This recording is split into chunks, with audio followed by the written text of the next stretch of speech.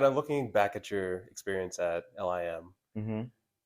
we were talking about some like experiences that you had to go through or like patches. Were there any rough patches? And once again, we'll kind of talk about London and your world traveling excursions a little Okay. bit later. But yeah, were there times where you were like, I don't know if I can make this or make it through, or and when you did kind of get in those moments of doubt, what were some things that brought you out, and what would you advise to others? Yeah, for sure. As I said, the word that will probably keep coming up as we speak is faith. I will also have to use, being. I am a very tenacious person, and understand that it takes persistence to be able to yield a result. Yeah. But yeah, I remember the first time that I was in New York. I actually was working at Tommy Hilfiger on Fifth Avenue. Who retail is tough. And I was doing a summer class, and I was also a assistant to one of our friends actually in New York. And so it was just like I was going to class during the morning time. I would have to leave class, go straight to work at Tommy Hilfiger, and then end my day with being an assistant and doing like 3 hours of work. Ooh.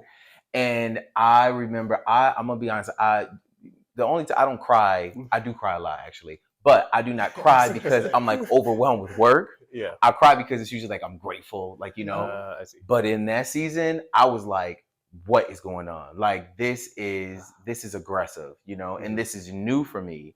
And so that for sure was a time period where I began to understand the importance of balance, but then also understanding that in order to make certain things happen for you, it is going to take you rolling up your sleeve and getting dirty.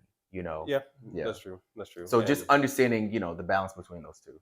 Yeah, and I don't know if for you, Kevin, but I know for me there were some low points during med school, and there was like one instance where it was like freezing outside, and like I was just laying in bed and just thinking, wow, I have a roof over my head, like my health is good, I have family, and it's just like, okay, right now is rough, but I still have support and I have like resources to kind of help keep me going.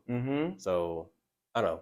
For me, at least, it was just like you said, being grateful about the things that I do have, and just being like, okay, this is just another hurdle to get over. And calling those things out, I think that is super helpful.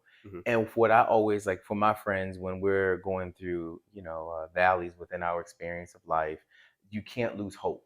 Right. Because when you lose hope, that's how you lose the battle. The idea is to always say, okay, I can't lose hope. It will not always be like this, right? This is not the way my life is going to be forever. Yeah. I like that. That sounds like a word. When you lose hope, you lose the battle. Yeah, absolutely. So shout out to TD Jakes. Right. I knew that sounded like TD Jakes.